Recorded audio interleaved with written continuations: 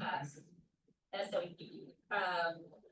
They will be getting that from the contractor, is my understanding. Yeah, is that also your understanding? Actually, also, yes, I apologize if you can hear my daughter in the background there. Yes, so, the SWIP, has been, finished and should be submitted to the conservation very soon. Great, awesome. So, yeah, I think that when we can focus more on the long-term maintenance plans,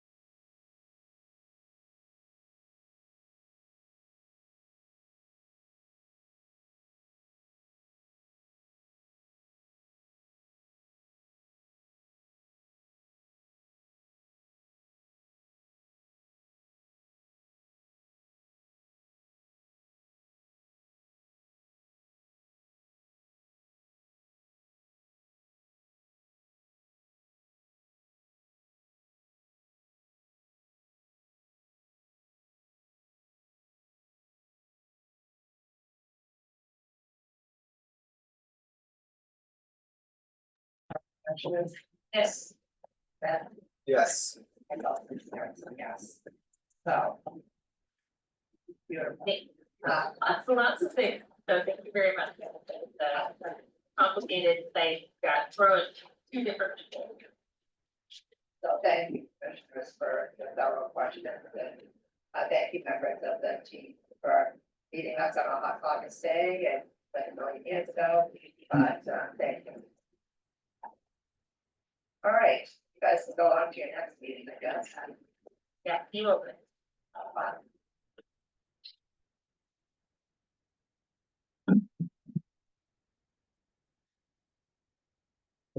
Sorry. Good. Beautiful day. It is.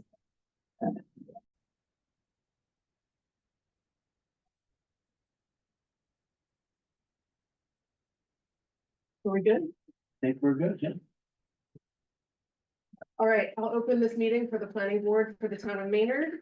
It is September 24th and the time is 7:03 p.m. This meeting is being held in hybrid format, which means that members of the public, the board, or the applicants can participate here in town hall or virtually using the Zoom link provided on the agenda. Please note that this meeting is being recorded. It looks like all members of the board who are participating are here in town hall tonight. We have a couple sick members of the board.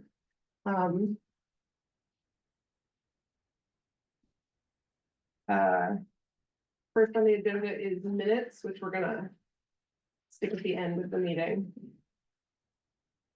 And we'll move on to number 2, the public hearing for 1416 Hillside Street, which is continued from August 27th. Bill, do you want to give us an update on the project? Yes, well, can't give much of a, we've continued Yes. this project several times. There is currently a 2-family residential unit requesting multifamily use, 3, possibly 4 units. The applicant has proposed a couple of design changes that are being reconfigured. And I don't know the status of it tonight, but he's here to explain it and request a continuance. So, how you doing? Requesting a continuance, I think probably to October 22nd would be appropriate. We've submitted, documents to the Conservation Commission. They have some questions back to us that we're responding on, and, so I'm hoping that I need to confirm if we're on for the 8th or the 22nd for conservation. But I think continuing on to the 22nd for planning board, we would have a lot more information to present, whether we have their approval or not, but we'd know more of the details to present to you all with either, a pending hearing or a hearing that's occurred and Yeah. have results. Okay. Yeah, some discussion will have occurred on either Yeah. way. Exactly. Bill, how's our October 22nd meeting? What's it? Don't have anything at the moment. Okay, great. That's fine with me.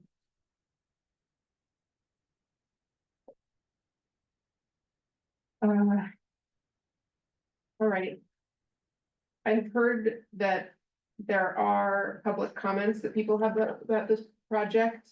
And I do hope that people will take the opportunity to contact through Bill, through the planning department, you know, email in any comments that anyone has about the project.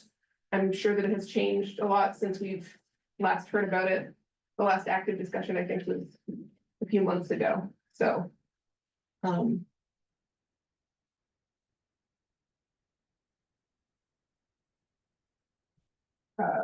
So with that, I think I'm going to entertain a motion to continue 1416 Hillside Street. Make motion to continue the hearing until October 22nd, 7 p.m. So second. All right, we'll do a roll call vote to continue the meeting. Chris Klein. Present. So you say, do you want to continue the meeting until, Oh, am I allowed to oh, wait on this one?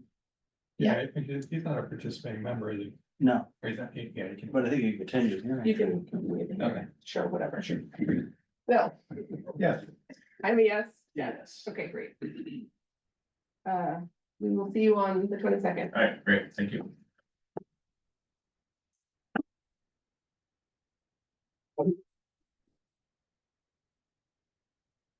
All right, next up.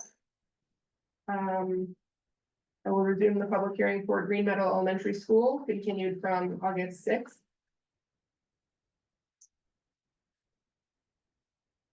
And. Let's see, where shall we start? I can give you a little recap. Yes, I would love a recap. So we've had, a reiteration of the plan submitted, last week, it's uploaded. I think the board has had a, opportunity to look at it. I also have, that's the large scale, one there, that you, on your desk. The applicants had, a number of contacts with the peer reviewer. Jim, who's not here tonight, is represented by, is Amy on here? Oh, yeah, there's Amy, okay. Amy's, is in for Jim tonight. There's been a flurry of last minute, questions and comments that come in. And I think, Chris LeBlanc is ready to, give you some of the updates, and I can share the screen with the public if you're. If you're able to access it, Chris, did you?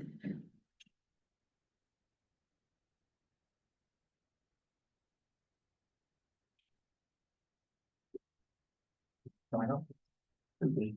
Okay.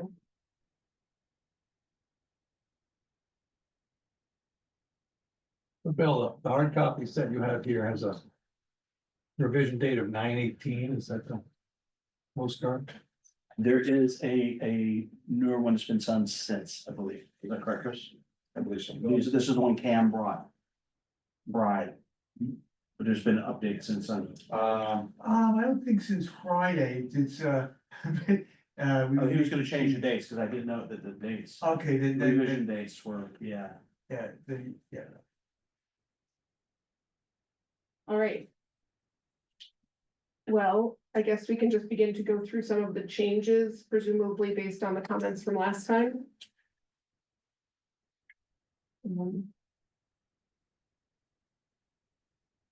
Bill, there was a letter or something from our peer review who summarized issues that arose last meeting. Could we get Yes. that? Yeah, Can we just Would you like me to bring it up? see how they were all resolved? I'm sorry, and have what? And just see how they were resolved on the latest plan? Yeah, do you wanna just bring up which one? Chris, the last, peer review back and forth, letter between. I haven't, I believe, I Go to that. Maybe that would help and we just share it, we'd go back and forth on that. Yeah, get there.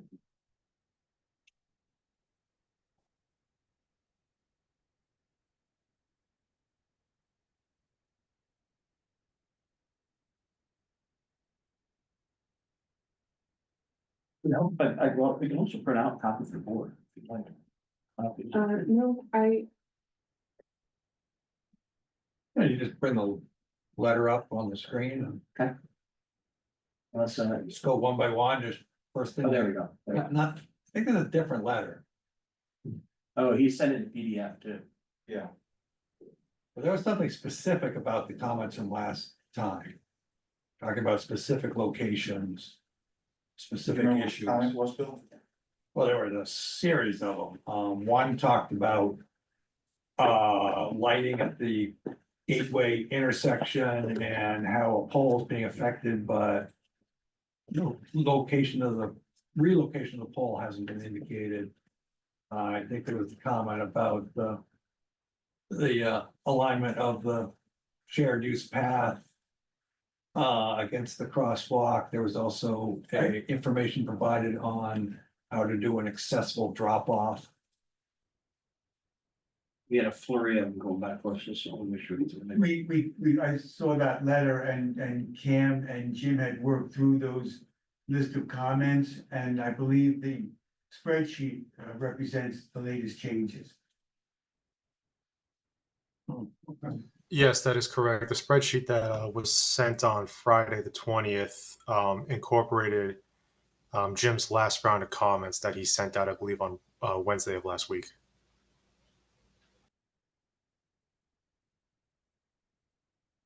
Okay, so what do we got here? So we have a list of comments, so. We have a way, are we just gonna go through each one that's been updated since our last meeting? What are we doing here? yeah, I'd like to go through the list of comments and take a look at what, still needs to be discussed, and we can look at the updated plans to see how it's looking. I have my list too, from what we went over from our last meeting, but not from what was discussed with the peer reviewer often. Great. Hello. Hi, Julia. Just before you guys continue this discussion, I just wanted to let you know, conservation did just close and offer the order of conditions. So just keep in mind that if there are any large changes, that they would have to come back through conservation. But hopefully the changes that you will make are minor enough that I would be able to approve those plan changes moving forward. Okay, thanks. All right, so if we start at the beginning, let's see. Yes, fire alarm boxes, things like that. It looks like these comments were added to the site plan, and will be added to the site plan, and you were coordinating with the fire department and DPW about these comments? Yes, Great. Additionally, same thing for the system capacity analysis. And also, these are all conditions or issues to be coordinated with DPW. yeah, and I also noticed that about number 25, 27, 37, they're all about utilities, which additionally also is looked at by DPW. So I'm fine with adding that to the list of conditions, just to make sure the DPW gets their eyes on all of that, and the fire department when applicable.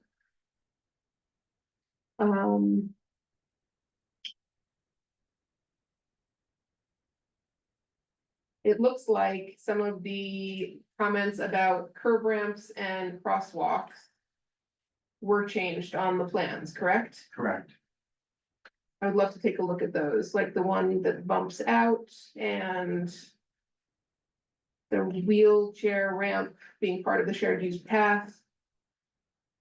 I think if you go to 2.1 Great, or 2.3, yep, Yeah, sheet 02.3.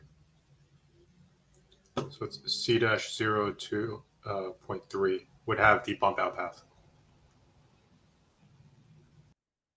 There you go.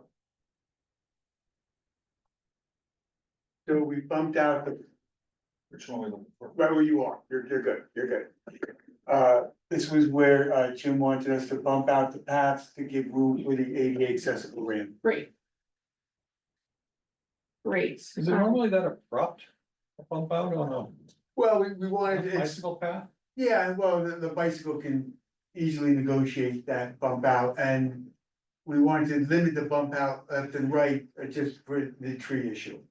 So that's, has plenty of turning radius capability for the bikes to negotiate that bump out. To be clear, I did end up at Green Meadow the other day, and there is not a tree very close to that precise location. The tree is up in this location right here, and we're trying to use abundance of caution, Okay. understanding how trees are so important. Let's see. The other question was.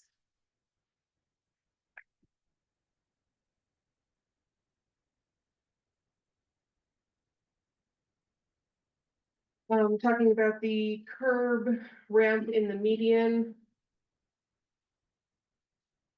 Oh, the entire drop off.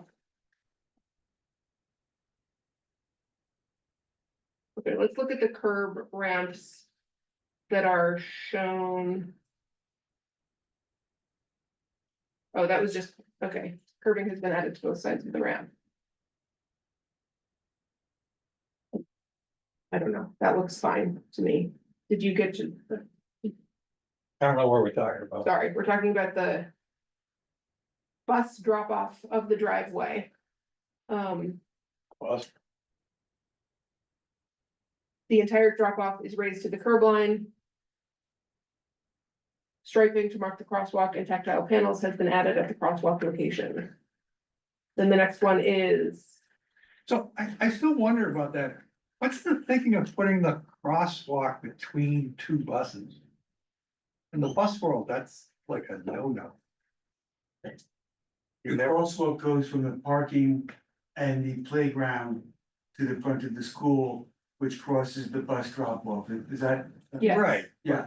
You'll have a bus on both sides of the crosswalk and people walking between No, the the bus, there buses. should be one bus in a line, unless there's an issue where one bus has to go around another, which should not be typical or desirable. It's only given that space in case that's what's necessary, or in the event that, a fire apparatus needs to access, and so we have that extra width there, but there should not be buses, parallel, No. Bus is serial. right? You have 40-ish feet of space. You have like 80, maybe 85 feet of raised area. And you got like 40 feet before the crosswalk and 40 feet after the crosswalk. So you got bus before the crosswalk at the curb, bus after the crosswalk at the curb, and a crosswalk gap between the two buses. Which is We- a we bus feel that driver's position's nightmare. I'm sorry. That's a bus driver's nightmare. Well, the crosswalk also acts as a safe zone to get to the parking area for pedestrians, so it's not just between the buses. It's identifying the location to get from the parking area to the front of the school in a safe manner. for sure, it's just, I think Bill's concern is at the end of the day. Or the beginning of the day, when buses are queued, loading and unloading students. Pedestrians will be walking in between the tall buses. Which is just never a great option. I think Karen has a comment. So we wouldn't have buses on either side of that crosswalk. We would have buses drop off before the crosswalk. Okay, And then we would have that crosswalk staffed, because okay, I agree with you. I would never want children or adults crossing between two buses that were unloading children. okay. So the length of that space presumably will also be used for vans and other types of drop off. That might occur at various times, because I know sometimes the vans show up before the buses. Or whatever it is, Yeah, so you're not gonna have buses stacked in the raised area. and from my perspective of operationally, we would never do that. Like, the crosswalk, all the buses would pull up. Anybody who was unloading would unload before that crosswalk, and then once the crosswalk was cleared, then buses would be allowed to continue past. But the design that's been presented and is on the screen now only has one vehicle loading position. Because it's raised. So the raised area only has room for one vehicle to pick up or drop off. Is that the intent? Oh, actually, to be fair, that's what happens at the current school. In the mornings, the buses unload one at a time. Fine, The afternoon is a little different, but but. I mean, it's a brand new. School, and if. Just seems like the. The raised area, if it's being described by the school, as they'll never have. They're never gonna use the raised area past the crosswalk, why don't we shift the raised area upstream? So that two loading positions can be used in the afternoon. To pick up. Well, So we have the area for the bus drop off before, we have this extra area in case when the students cross to go to the playground. The buses will, the only time that this area is open, as you know, is during the drop off and the pickup. Yeah. At the end of, the beginning and end of the day. This was the best location, given that it was at the end of the parking, yeah, and that's why we picked it. back up, can you point on that?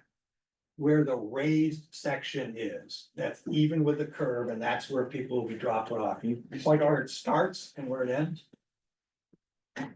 It starts at this point where my pencil is. That's the ramp up. Yes, So you won't be ramp up, loading on a and ramp, that's the ramp down. right, and so where's the flat area that is usable to drop off and pick up? This area right here, And the length of that, I don't have it in front of me. It's enough for a bus to sit there. so you got 40 feet, you got 40 feet of curb in front of this brand new school, and that's the area you're allowed to do all your pickup and drop off. Yes, 40 feet, yes, everybody's okay with that. yes. You're okay with that? School's okay with that? 40 feet. This is Sorry what about- I'm familiar with. And to be honest, we do want kids to get off the bus, and if they're coming in, to go right into the building. That's preferable. Because we would also have walkers coming down that walkway and entering in the school at that point as well. So I really don't want bus students further down that sidewalk. I don't want kindergartners further down that sidewalk. I want them getting out in front of the door and going right in. and going right Sure. in. What about pickup? There's never more than one vehicle actively picking up? No, That there seems are, odd. there are buses, well, don't forget, our buses do, the same 4 buses do the high school, the middle school and the elementary school route. So Today, today, this is so a they do- 40-year building. you're absolutely right. So Okay. currently, operationally, we really do get one bus ready to load and one bus queued up. And then they sort of roll in. They're not there, all 4 buses at one time, but you're right, 40 years from now, maybe the routes are different. 40 years from now, maybe we have 5 buses because people don't want to use the car line. Right. But there's still gonna be one bus crossing off at a time. They're gonna be queued up back Sure, there sure, and absolutely. hopefully not blocking the car line. Right, Well, I get the drop off. The drop off is easier to manage than the pickup. Because the pickup typically has multiple vehicles. It's like, oh, well, this person's going into this van that's going there. That one's going into that van that's going there, and that one's going to bus 1, that one's going to bus 2. Well, And you think you can do all that in bus 40 one feet? at one time. I think operationally, I'm not super worried about that because generally I think that they organize the kids into their bus lines before any of this, before they even get outdoors. And So- and they don't have any extra vans? It's just They- weird. They It's do have some vans. I think that vans will have to be taken into consideration. But there's no room to do it. It's just, wow, it's just extraordinarily odd to see this in a school design. Would you would it be better if the crosswalk was moved further? Like behind where the buses, behind the, Crosswalk should always be behind buses. well, Yes. if it was at the top end of, you know, where the slope up has just ended. Yeah, then it would be safer and you'd have two loading spots. But I mean, that's the kind of thought one has for designing a safe loading area at a school. So, I don't know, it just, I mean, it seems odd. I mean, if, we have a peer review who's a tech guy on this and they sign off on it. Fine, but it's just, wow, it's weird. do we have someone from the building committee here tonight? 3 or 4 of us. Oh, great. You guys have any thoughts about busing, and if we just say that the school will figure it out? So I know one answer for the school, that would be a Karen operational conversation with Brian Haas. But the intent of the overall design of this school, to Bill's point, is we're building a facility, and in Maynard, this facility is gonna crest more than 4 years, Bill. Let's be real accurate. This is most likely gonna be a 50 to 65-year build. But we have designed the site plan collectively to inhibit the use of a contradiction of bus and vehicle drop-offs, which is the rear location of the parent drop-off. And if you're not familiar with the current Green Meadow process, a majority of our students are either walkers or they are individually dropped off from their parents' cars, which is why we have targeted the primary location of the drop-off in the back. There is currently 4 buses, and the progression and forecast of our student population does not see 4 going to 8 in the next 40 years. We do not have advanced development in this town. One, you know, we have an extreme water capacity problem. We are not putting in 10,000 more residents tomorrow to double our busing capacity. We have targeted a safe pedestrian pathway, including bike lanes, to enhance our walkability, which is one of our strengths in the town of Maynard. And this school campus, if you're not familiar with this process already has an extreme use pattern from pedestrian bicycle use of parent drop off. So I think it was very appropriate, as our committee has kind of circled back on, that we do not foresee the busing capacity increasing astronomically, or that it will have a detrimental impact to the site design. Okay,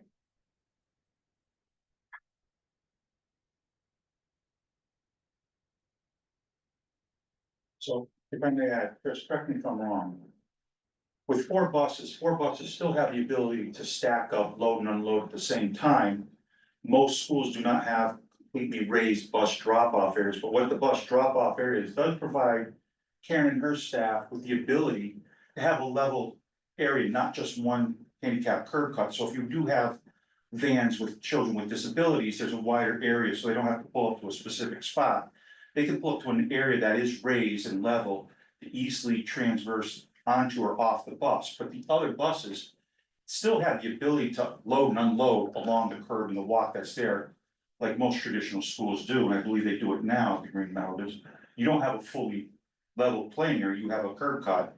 As for handicap accessibility, what we've done is provided more flexibility, a wider area for that. But kids can still get off along the curb and onto the sidewalk beyond that, towards the upper portion, if I'm not mistaken, Chris. Yes. So there is that ability to still continue to load and unload everybody at once, should the school desire. But we have provided a raised area, again, which is not real common, for flexibility for those students who do need, you know, handicap accessible vans, et cetera, kids with disabilities and whatnot. So we, as MSBA tries to require, we try to build in as much flexibility without having one complete level area or no level areas. Just with the various parking locations, parent pickup and drop off, pedestrians. So we're trying to make this school as flexible to fit Maynard's needs today with pedestrian walkers, parents who want to have the ability to drop off for buses. Not only today, but how does that change over the next 5, 10, 25 years? As more parents pick up and drop off, or less, more buses or pedestrians. So the whole idea is to make sure that that's flexible for the next 50 years, and change can be had depending on how the district wants to operate it. I would also say personally, from an operational standpoint, that raised area allows all of our children to access the K-3 playground more easily, because they're not trying to get to a ramp area or a cutout. They have a wide area where they can just go with their peers and get to the playground. So in terms of transitioning from the building to the play area back to the building, that raised area gives us a lot of flexibility for kids to do that as independently as they're able to do. Obviously with supervision, but just in terms of from a mobility perspective, to me, that's the beauty of that raised area. It has less to do with the drop off or the pickup. I believe it sounds like operationally. That will be able to be handled, the busing and the stacking of the buses, so. My one request, looking at the drawing here, that looks like that shaded gray area along the fenced in area might be for vegetation. And I would make that all sidewalk. Because when you get 110 kids going out to the play area, having that grassed in area is not gonna be grass for long.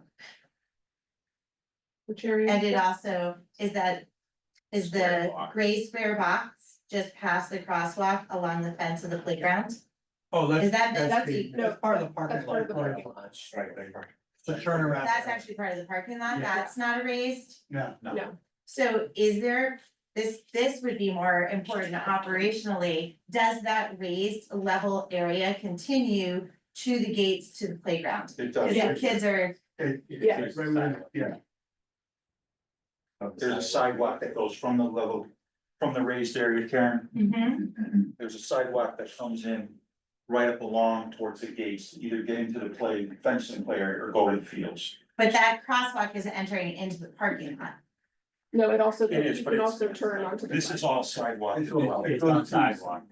Okay, So it goes to the sidewalk, which can then be directly into the parking or dispersed in either direction towards the play areas or back down towards other.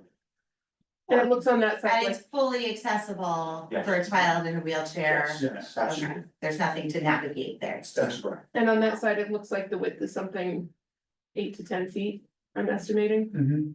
Perfect. because it looks narrower than the 12-foot path, but. Yeah, it does look a little tight on the gate into the playground. With the bollards and the gate swing. In my experience, they'll probably only have one gate open anyway. Yeah. it's a good feel. All right, Oh, sorry, I didn't mean to derail it. no, it's good to talk I'll about. just see a crosswalk. All right.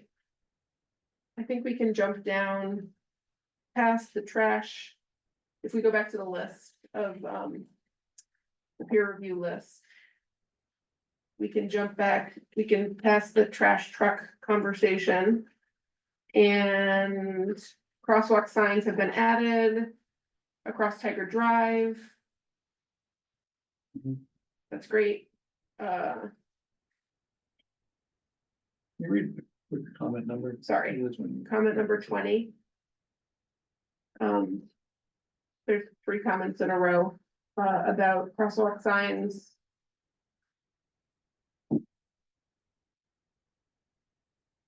Comment 20A. Is that a stop line or a stop bar? The stop line has been removed. We had 2 stop lines, Okay, and that's pretty, anything in white has been settled by the peer reviewer, as I understand this spreadsheet. okay.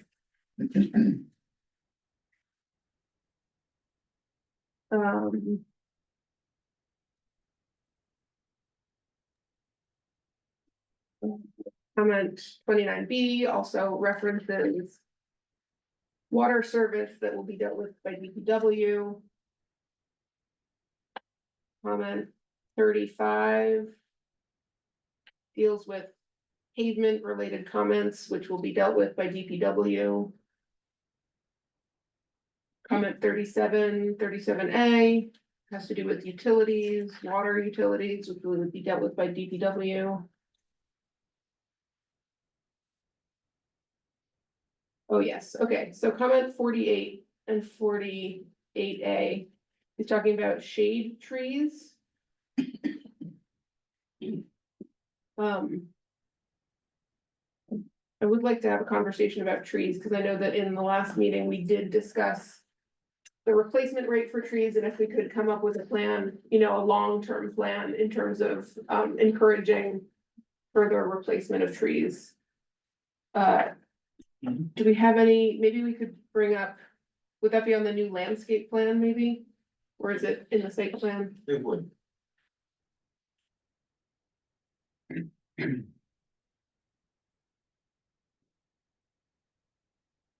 But I don't know that all the replacement trees have been located. Yes, I think that the more of the concern was just to make sure that all of the outdoor play areas had some form of shade plan. I know that the playgrounds have shade structures, but on top of that, there were comments about hopefully, you know, planting strips of trees along the edges of the playground, which I think some were added in. So, yeah, we've got those ones there. There's some there, let me just. Zoom out. And that's more along the upper edge there as well. You can see them in the upper area around the pre-K play area. Yep. And there's some trees in this area near the play fields and the play areas.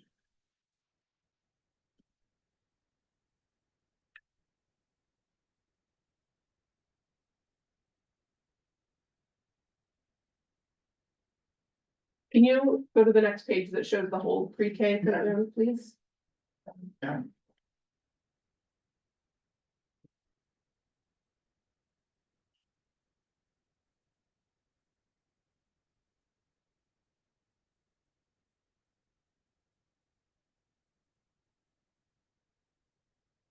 It's kind of split in two. This will give you an idea of more shade trees. Okay. So there are some around the top, great. Yes. And I believe both playgrounds do have a play structure, shade structure too, so. Natalie, Um, could I ask a question? Yeah, How will those shade trees, like the roots, impact the playground in that area? Are we ensuring that like they're small enough trees that because they seem really close to some of the infrastructure? This is Lynn from Studio 2112. I'm the landscape architect. Hi, Julia. Is it okay if I just respond, or should I go through the chair? yes, please. Okay.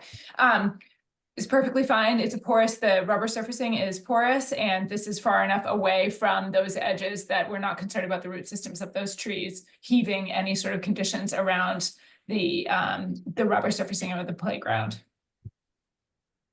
Great, thanks.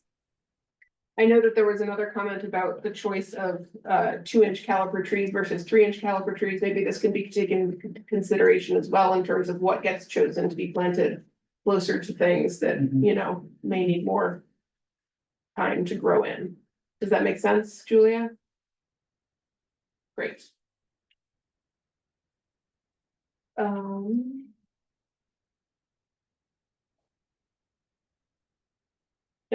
Also on the list was a discussion of diversity of trees, and I know that you guys said that tree species will be developed further to reflect more diversity, which is fine with me. I know that your landscape architect, I think, has the right idea when it comes to Yeah, that, so yes. I'm not worried about that. Bill, we had talked about a condition of approval that the landscape plans, you know, reflect that, which maybe we can pass on to saying that Julia can take a look at it or something like that, just in terms of the number of trees and the different types of trees. Staff at staff level. Yeah, I think so. Yeah, I would look as your assistant town environmental planner, Great, not conservation agent. great. Yeah, sorry. You're wearing both hats tonight. I'm wearing a lot of hats. And this But is yeah. Lynn again from Studio 2112. I just want to call out that the the current plans that you have in front of you that were stamped do reflect a significant increase in the biodiversity of the plant material, which I think, I'm not sure when folks want to get into it, but I know that the team is ready to talk about plants when the group is ready to talk about trees. All right, let's talk about trees in a minute. I want to get through the rest of this list if that's okay.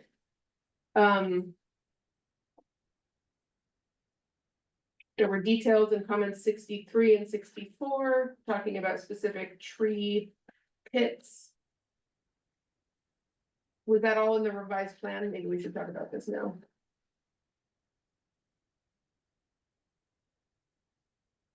The comments are in the yellow. Yeah. Yeah, I guess maybe we can. Should we get into more landscape stuff? These are gonna be, excuse me, Yeah. Christian, these are gonna be in, these will be, it says, at this point, it's gonna be revised and forwarded. We don't have those as quite, in the most current iteration of the plan. Is that correct? Yes, yeah, Lynn and her team can take care of that. Okay. I was saying, but as of now, it's not. So that would be a condition. Lynn, latest plans have all this information from the comments? We have, yes, we have the areas of structural soil that are extensive. We've done, soil volume calculations. This is a material, I'm not sure if the board is familiar with what structural soil is, but it is a material that has the ability to be compacted and have pavements be installed on top of it, but it still provides enough porosity for root systems to grow through it. So in the 3 tree areas that we have in the front plaza, we have vast amount of areas of structural soil that is reflected on the soils plan.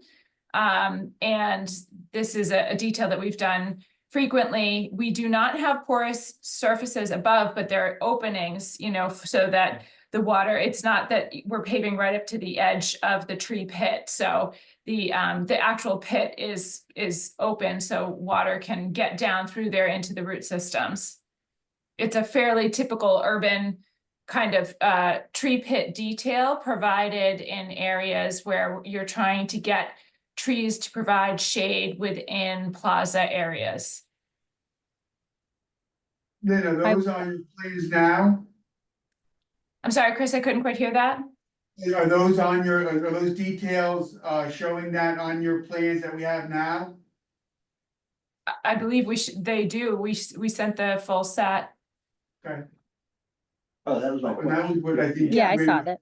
Lynn had sent to you today or yesterday, said who's ever, showing the plans, please show these plans. Okay. That's So yes, those were included. great. Okay, that was, yeah, that was what, okay. So,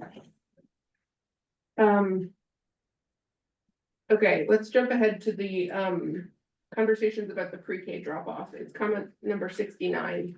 But I know that we've also been talking about it a lot. This was also expressed in a letter that we'll talk about later on from the chair of the planning board, just about volumes of students and how that parking lot is going to be used. And I know we've talked about this in the past, but I guess I just want to try and wrap my head around what operationally this is actually going to look like day to day. Natalie, Yes. could I just make one more comment on that previous item?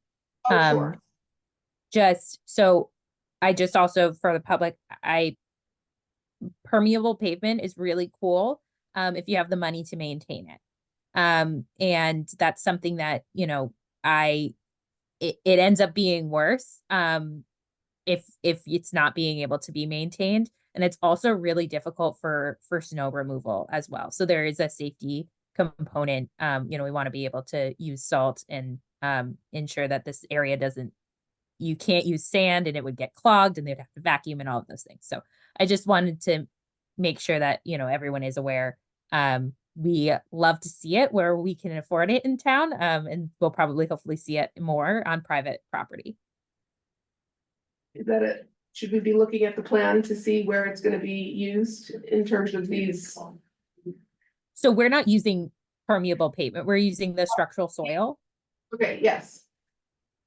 Yeah, I don't, think this is a great, we should use it other places. This isn't one of them. Yes, exactly. So it's just from an environmental perspective, there are so many pluses, but when you take into consideration all of the other aspects of it being an elementary school, and needing snow removal and safety, it's just not the place where we can have it. Thank you.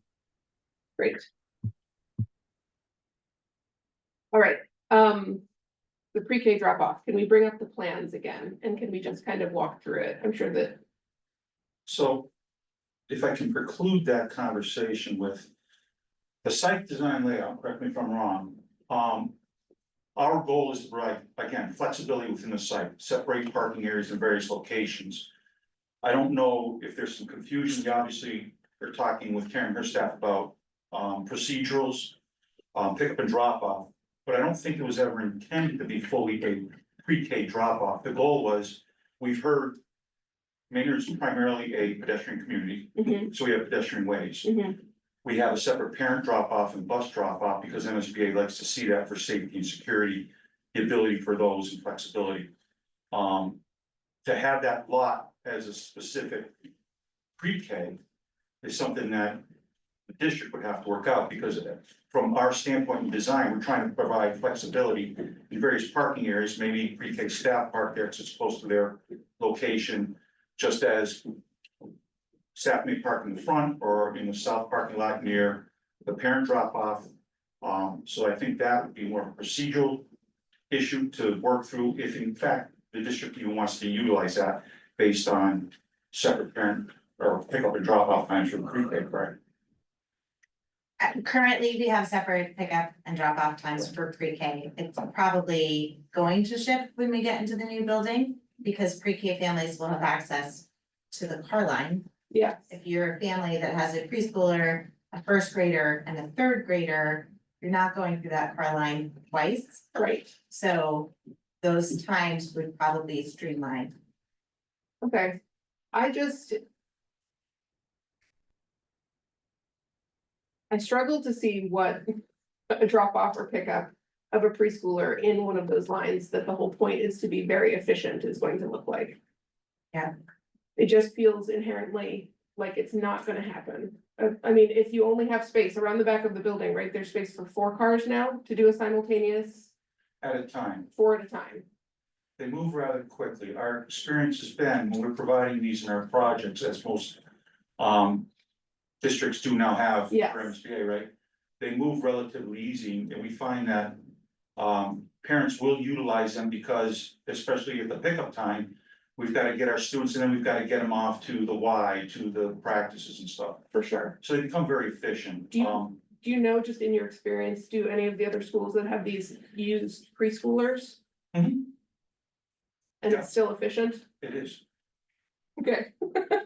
All right, We have a project we completed a few years ago down in Marlboro, which is an early childhood, similar grade structure, pre-K on through, I think, 4th or 5th grade. Mhm. And they have a separate car line that's utilizes, it's very efficient. okay, What that looks like, as I think Justin mentioned, in 10-15 years, Right. there's a shift in how parents work. I mean, when most of us went to school, everybody took the bus or walked. So now that's all evolved, so it may Listen. evolve again. listen, I tried to send my kids on the bus last year and I was asked to remove myself from the list because there was not enough bus capacity. So when we talk about busing, we should keep that in mind. So, The goal is to provide. Is that lot flexibility. not gonna be used for pickup and drop off? I think he's just saying it can be, but it won't necessarily be. It's not labeled as such. That's procedural on. how It is, district there's a big old traffic sign that says pre-K drop off. Is there? We were asked to put that on, so we can take that off, and that's. Actually, the planning board asked us to put that on.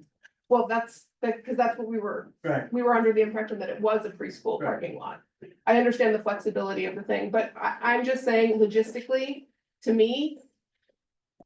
Maybe it will work completely fine to have preschoolers in the drop-off line. I think that, to me, add this to the list why I think pro parking lot should be fully integrated into the site, because I think that people are still going to be using it. There's not a lot of parking on this site.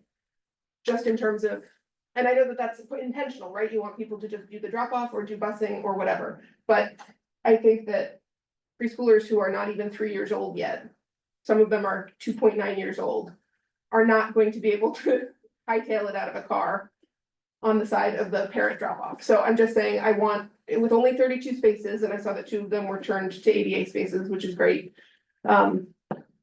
Again, I think integrating the Crow parking lot, which will come up, maybe more of a conversation about having another pathway over there, is important, because I still think it is gonna be used a lot. Mhm. And does anyone else have any thoughts about that? That's how this thing's, okay, I mean, students for all grades can come in any entrance, is that the way it's set up? Yeah, preschoolers will be able to go in the back entrance. And, or walk in the front entrance.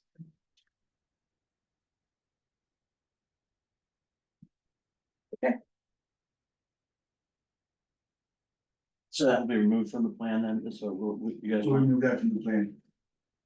I don't know. well, it's, I think that that's up to, that's an operational thing. If it's really not going to be a preschool drop-off parking lot, then I guess it shouldn't be labeled as such. Yeah.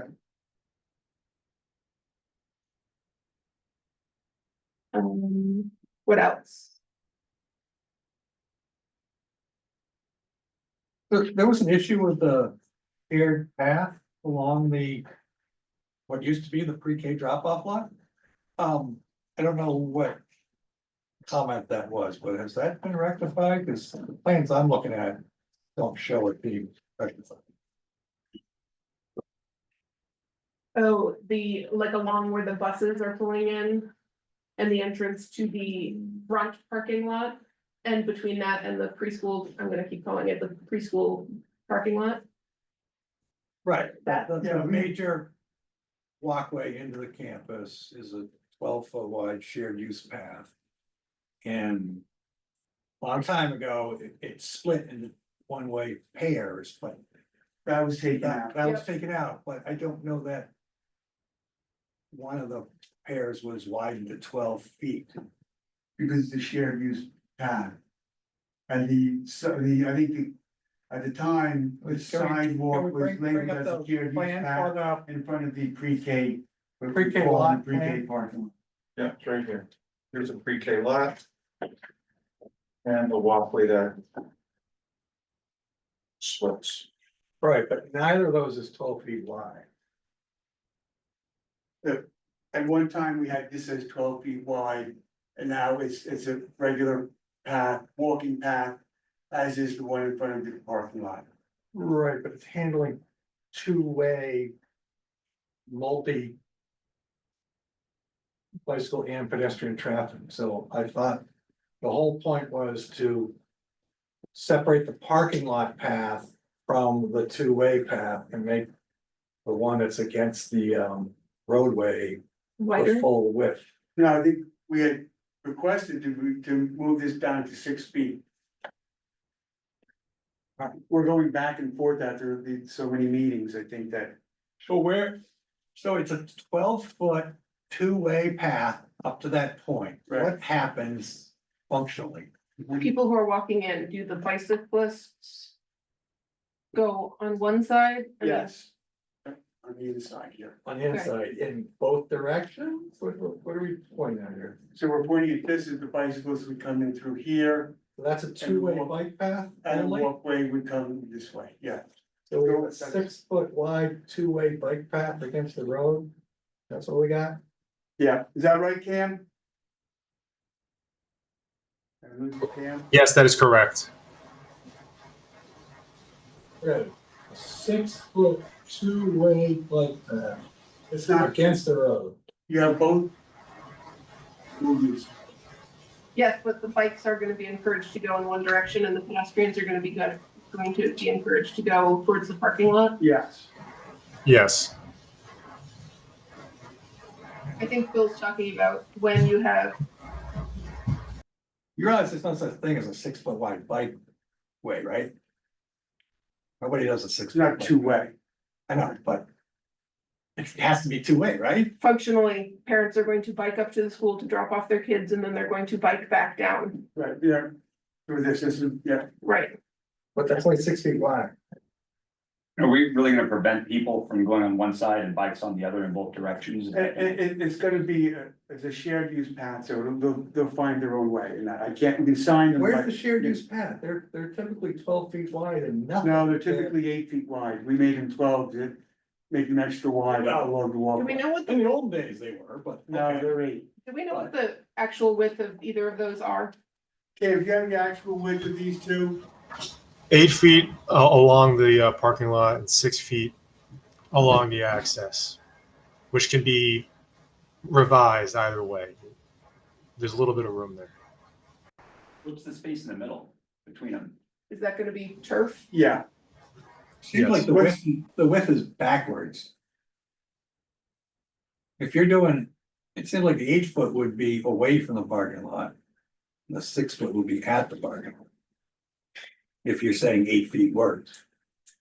8 feet is recommended for a bicycle, Two-way bicycle. yes.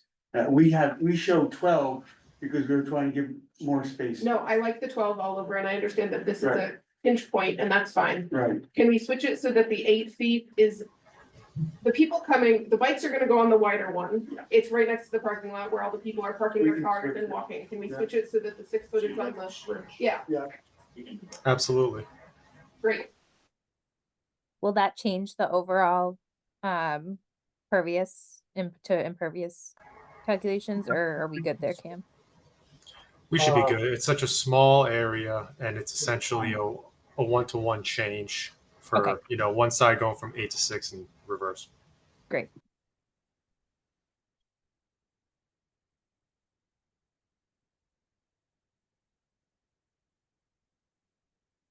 All right,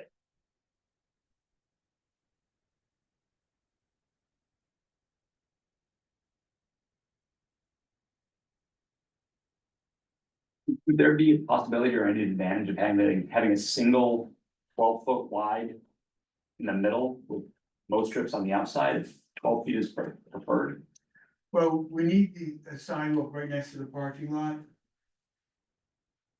So that's what drives that.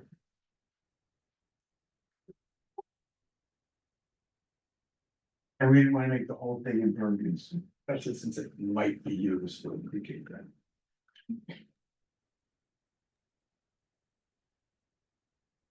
all right.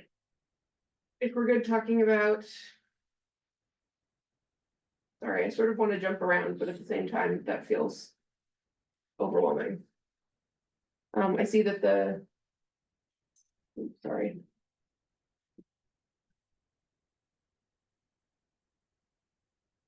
The bollards, let's see, what number is this? Comment 82, the bollards separating the playground were revised to be 5 feet on center. I'm assuming that's all around the school.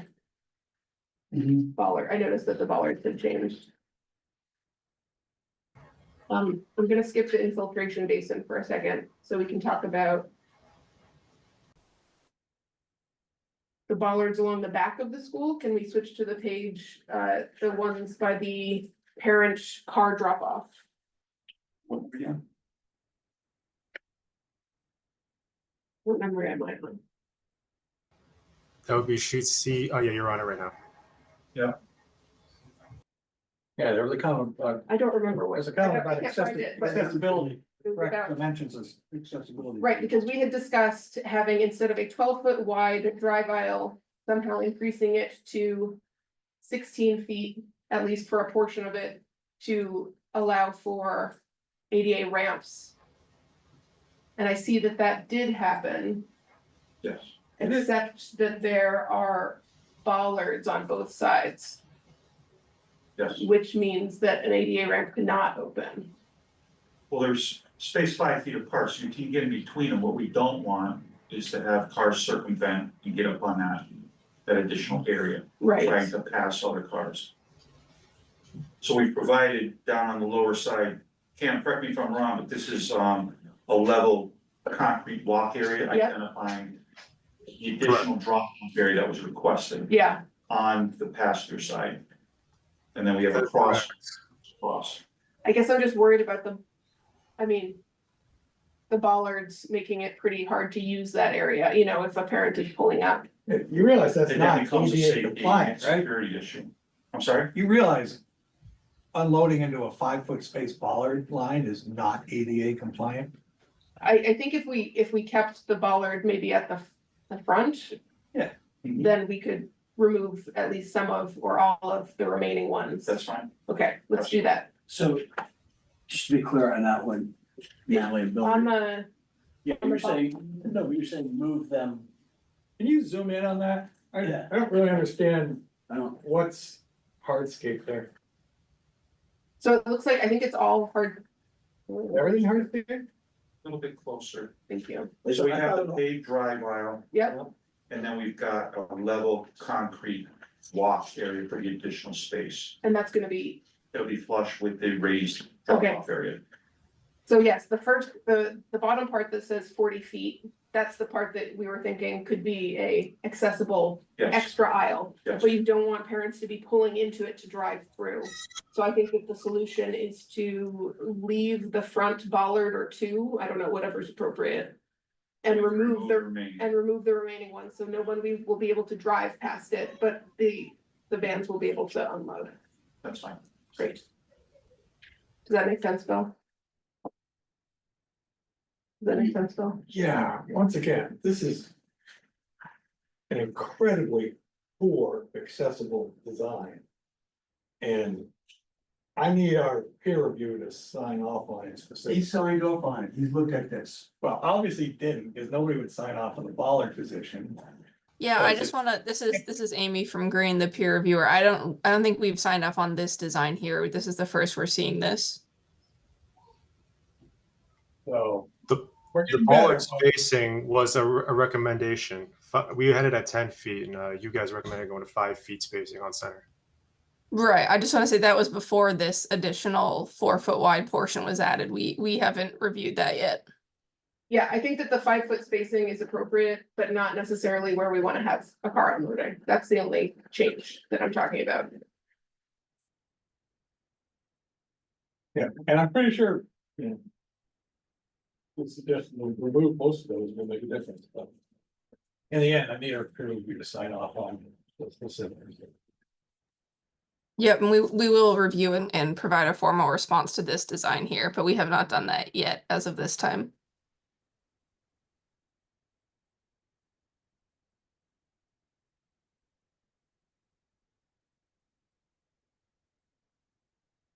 Okay, I think the other remaining things that I wanna talk about are the infiltration basin, which maybe we have an update on or maybe not. We do, it was revised, be more aesthetically pleasing and still work with the stormwater management. Great, we look at that. What sheet said on Cam? That's on sheet C 03-3 or 0.3.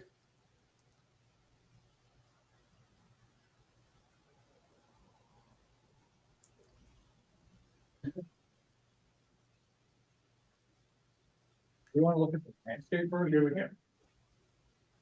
Oh yeah, is it on the landscape plan too? Is that better or does it not matter? That's the one they're gonna build it from. Well, hopefully they're not. All right, so what has been changed? The configuration. It's a oval now. Yeah. And it's maybe set closer to the road than it was? Is that true? Or am I imagining? Cam, is it closer to the road? Can you go back to it? It may be slightly closer to the road, but it is the slopes have been lessened. They were at a 3-to-1 slope. Now they're at about a 5-to-1 slope. And there's still an 8-foot fence around it, No, that's a 4-foot fence. Yeah. right? With gates or Right. maintenance. And you can see I can let Lynn speak to this, but we've got plantings around it to help. I would love to hear about the plantings. I can absolutely talk about that. The other thing that I'd like to point out to everyone, which I don't think was clearly communicated in the last meeting, the 4-foot high fence, if you look at the grading plans, the bottom of that fence starts around like elevation 201, meaning top of fence will be about elevation 205. And you're not gonna see that fence between the planting that's around it and where it lies on the slope. I wanted to bring that to everyone's attention because I think we all had concerns about a big fence that you would see. So I don't know, Chris, if you can go back to the grading, which I think is, we're just trying to bring in the line work from their drawings, but it doesn't sit at the top of this element. So it's kind of buried a little bit further down, maybe as you were walking along the street or the sidewalk. If there was no planting there, you might see 2 feet of the fence, but the planting will actually cover it. So it's going to feel more like, just an area that, people aren't intended to go in, but it's not going to be this like big, tall chain link black wall style thing at the front of the school. Excellent. So the planting, sorry, go ahead. Yeah, so I just wanted to also talk about this real quick. So I think that, what I would love to see eventually there is like a beautiful green, like nature-based solution rain garden. And I think that, just so you guys know, like I'm going to try to help and try to get some grants so we can actually do that to maintain it long term. But I feel like this is the best of both worlds, where like Lynn has made it very aesthetically pleasing for a detention basin. We went from rectangle to circle, but I really don't want this to change anymore because of our stormwater management. So I think I would ask you guys not to change this more. Yes. Yeah. This is what I wanted. So I was just gonna hear about what was planted there. Great. So we do know that the bottom of the basin has to be vegetated with only perennials because they need to get in to mow it and maintain it right now. So that is the seed mix at the bottom. As we're developing this further, we're having perennials, native perennials that can deal with periodic inundation kind of at the edges, and that'll feed up into the hatch area that's beyond the fence also. And then we've come in and layered some evergreens in there and some of the shade trees so that it's really going to feel a little bit more like embedded and not like we're trying to screen something. So we didn't want to take a whole bunch of evergreens and like ring the whole thing too. So it's like, don't look at me. It just wants to feel a little bit more like a natural depression in this location. And it just happens to be a performative aspect. Excellent. Thank you for making those changes. It looks way better. Anyone else? Can I ask about on the north end of the infiltration basin and north end of what is now the parking lot? There's a bunch of trees and scrubby stuff and just natural stuff, but that's all getting cleared and then being manicured. Is that what's happening? All those trees are gone? Yes, we're clearing that. That's part of the 200 count? Yeah. It doesn't seem like it was indicated earlier. Yes. Okay. I think if you look at the grading plan, it might be able to show you why that has to happen in order to achieve the grading changes that are needed here to add the infiltration basin, the detention basin.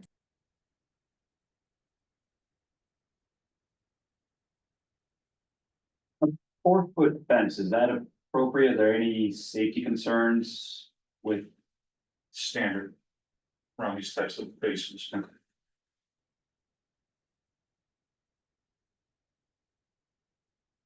Okay, great.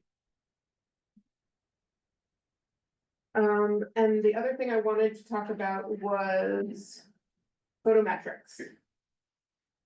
Because I think that we have a revised photometrics. We've rearranged some of the streetlights We did. Okay, We did, so we moved an existing light that's on Tiger Drive. That we had previously had as being removed.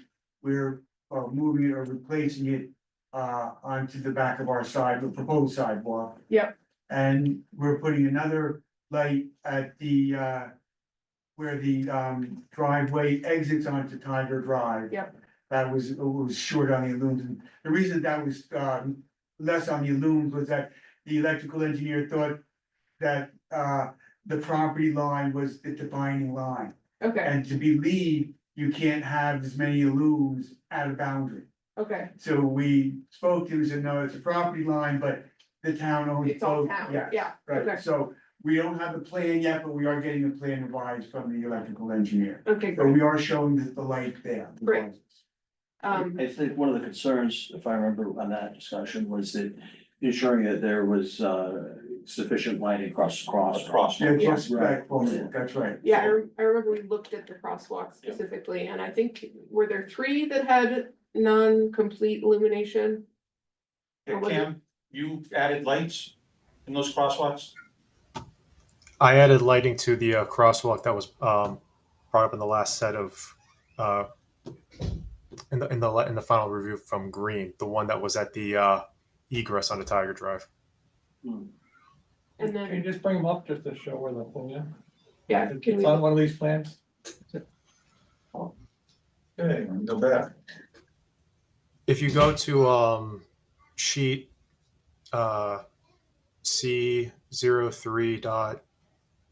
C03.3, that one will have the utility pole to be relocated, which has the existing light on it.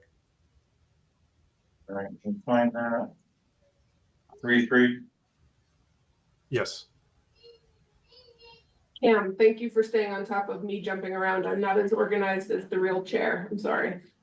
No problem. I've looked at these quite a bit. Okay.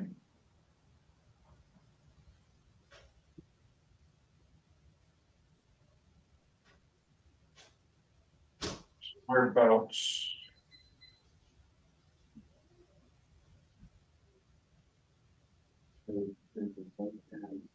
Okay, there.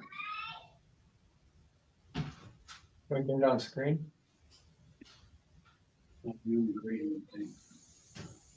Which drawing was it again, Cam? 3? Yeah. I'm not sure if you're scrolling. All I can see on my screen is still the landscape plan. Oh, yes, I think that you're, Yeah, no, we're still scrolling. We've got lights. Including full coordination DPW. Right there. And the other one's down here. All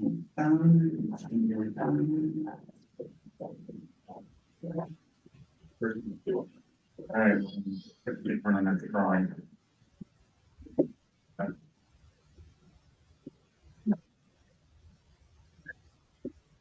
They'll be fine. Real flexible with some of this. Trying to get to that exit. It's an extra on it.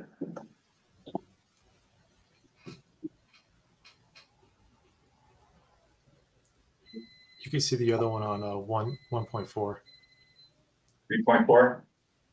1.4 or 3.4, I believe. The lights are on 3.4 as well. So there's one here at the crosswalk. Yeah, so sure.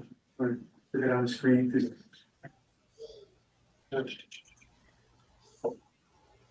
Why is it not off? Let's see. Oh, yeah, you're still listed as a. Your screen. Maybe stop sharing, restart.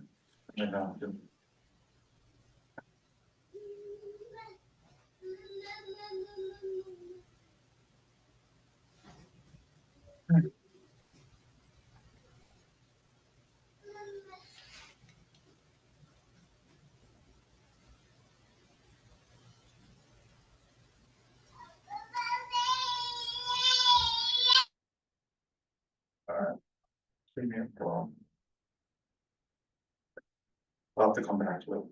Okay, actually, it's on these. We are having the photometrics updated. Our engineer was out on vacation last few days.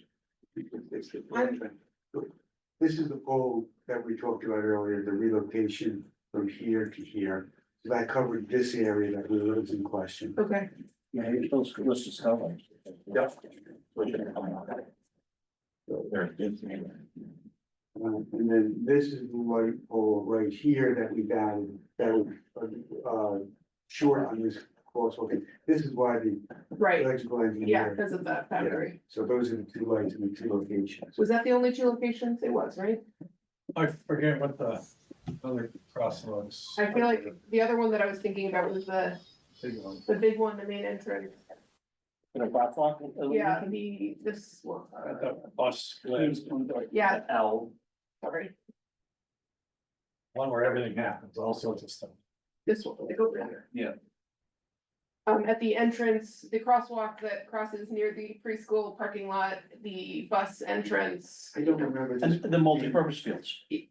Yes, the Right. basketball court, that area. Right. But maybe it wasn't, I'm fine with. I think we were unsure, we were just asking to make sure it was. Yeah, I double thought check this to one Make was, sure it was adequate. So I I'm, thought this one was adequate and the other two were not. All right, as long as our peer review signs off on it. Yeah. We're fine. Yeah, I think the green, we had only identified those 2 locations at the crosswalks, the one which was solved by relocating the utility pole and the other was solved by the addition of the light fixture. great. All right, well, I feel like we've come a long way. Just tonight even. Bill, is there anything else that I'm not remembering? Well, from my notes, we've covered everything. Great. The only other thing I had that we didn't touch on, I was a little, and I'm still mixed up on I made notes about parking waivers. But we can cross that bridge when we come to it. I thought we needed parking waivers, but we're talking to Chris, we don't, and I don't know where I got that note from, Oh, because I think technically. we because don't- we're short. Yeah, we're short, We're but, short, but right, I don't think it's a waiver necessarily. That's the part that we were trying to. right, so, okay. Well, I am interested in a list of things that don't meet the dimensional requirements, like, I think there's an issue with setback, like, I mean, we just have to recognize it and. Yeah, well, right, there was, you had the one table that showed what was, on, Yeah, where's what drawing is the table of, It's COO, it's this main one. yeah. It says Yes. both and dimensional. We met all dimensional requirements. Yeah. It's just. Parking. Right, outside the parking.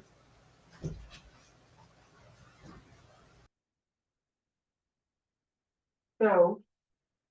I mean, yes, whatever, did we talk to? Council about if we actually need to, what we're defining the parking as, is it a waiver or is it a? What is it? the planning board has the authority to grant waivers. From parking, typically it's a special permit process. However, in this is a site plan Right, process. I think because of the, Dover amendment, yeah, where there's exemptions from a number of, I mean, design standards. right, I don't think that parking spaces are included there. Traffic and circulation is, but I don't think number of parking the spaces. parking is, It The word doesn't actually parking. talk about traffic and circulation, but it specifically says parking. Number of spaces, I'm saying, I think that would be a, If I may, Yeah. is this relative to the auditorium issue? Requiring certain parking for fixed seating auditoriums? I know that was brought up. it's not really an auditorium, it's cafeteria. It's a cafeteria, so it's right. not an auditorium Right. for fixed seating. right, So that may be the confusion as to why we were requiring more parking. yeah, Is there an updated parking calculation without the auditorium, right here, so we have 100 Well, they have to have, I mean, they have to go off of something. I think the problem Sure. is that there's no fixed auditorium, but I mean, it will be used as an auditorium, right? So that becomes a definition issue. Right. So it's a cafetorium, which means, excuse me, it has flexible seating, there's no fixed seating, it can be used. The seating can be arranged for a play or a Right. venue, if you will. There are occupancy counts not to exceed. So I don't even really care about the number when it comes to the school, because I realize they're children, they're not driving. But my point is that there are large events that are held at the school. I do think that if we could make a gesture towards Crow Park being recognized as being additional parking, that would make me feel a lot better about whatever we end up doing about the parking. You know?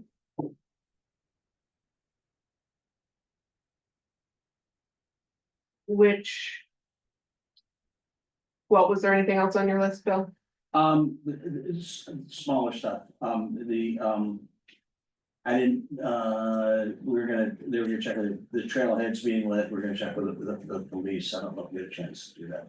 Oh, Yeah, we have a meeting with them coming up, I will ask them. okay, So that's, we just defer to the police on that. Great. If you want. They're currently not lit, I'm assuming? Or are they lit? That's a good question. I don't know what the status is, but if we're rearranging things in the site, we might as well have a conversation with them about what they think is best, Absolutely. safety wise.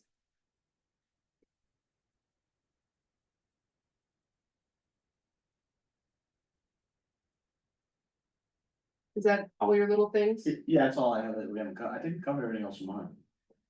It's yeah, Do you have anything else? the trees are the last. The trees, The yes, tree replacement, and Yeah. Jerry's, from the chair of the, school committee's here too, as well, I should have mentioned that earlier. great, hi Jerry. We can talk about trees then. Let's talk about trees. So 200 trees are taken down.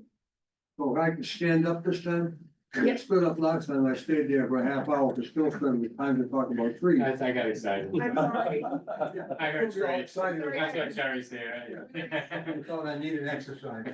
Put me on a list for needing Yeah. better organizational skills, We'll try this yeah, one, we'll try this one more time. okay, I'm Jerry Colbert, I've never, not met any of you, I happen to know Bill Crenshaw from past whatever committees. So I chair the school building committee, just for your edification, I assume you know, but the 21-member committee, there are 17 voting members. And we did meet last night, and we did talk, and we did take a vote last night on trees. What do we do? Existing trees, now, again, these are round numbers, that's fine. we're off by 5. But it'll all get screwed up, so 195 trees approximately. Removed, being removed. New trees proposed at this, as of this writing, 140. 55 short. Yep. Of the 1-for-1. Yep. Motion to approve adding 55 new trees to the project to accommodate a 1-to-1 tree replacement. But understanding that there may be a portion of the new trees that are planted somewhere else on the main public school campus and not specifically on the Green Meadow project. Because, you know, there's only so many we're gonna fit, Yep, that's fine. and if we need to put others, there's some for Fowler, for the high school. So that's basically it on the trees from what I can say, well, to how the committee reviewed the documentation and then voted last evening. They voted to add 55 Voted trees. to add, yes, so Great. one for one. Great, So now. That's all the technical part of trees I can tell you. Some have Great. leaves, some have needles. Any other questions? That's it? I think that's it, although. Yes, We probably have more, but that's what Yeah, I can do. that's all I have for Okay, trees, well, thank you. Maybe I can, Jeff? Anything? Chris? Bill and I do a lot of talking. No, I don't have anything beyond sort of what Chris is pointing out in his letter. Yes, So I don't so wanna, the next thing I was gonna bring up was the letter, which, Bill, was this distributed today? Has this been- Yeah, Has yes, this it was. been distributed? Yeah, I have printed some extra copies. So Okay. I, So based on all of our conversations, which have been incredibly fruitful and helpful.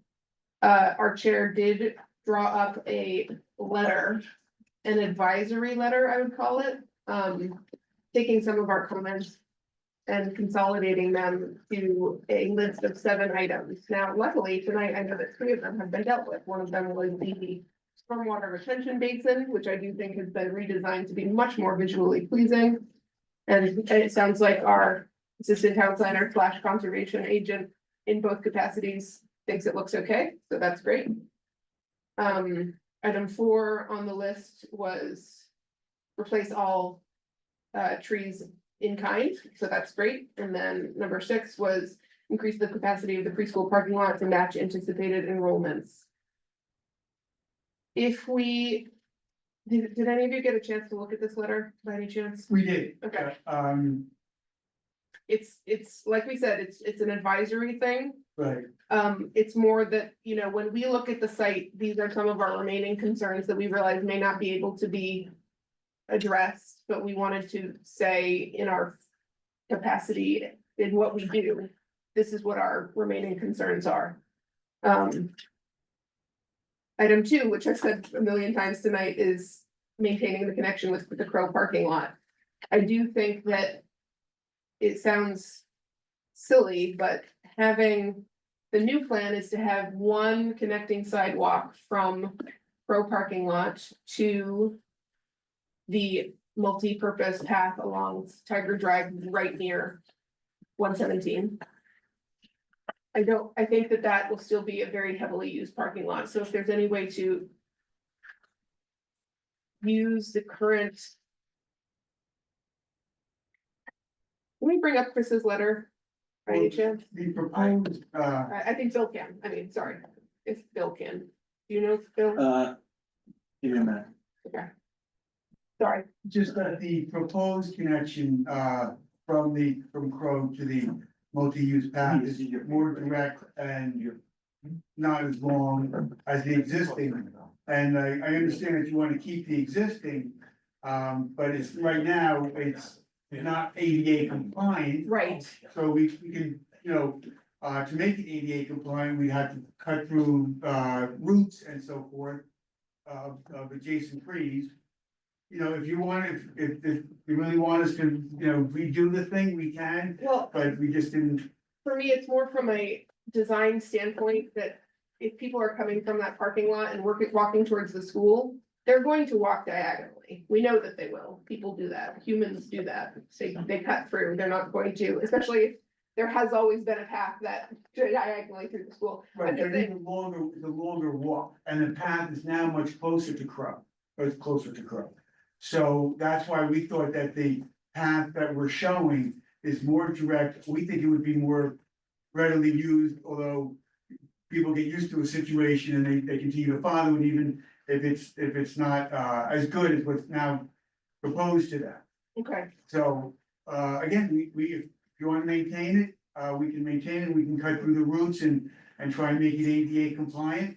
I don't know that, We don't, there's roots going through it now, and I think Linda's seen it, and. yeah, I know it's not good. I walk in it every day. Right, but- there you go.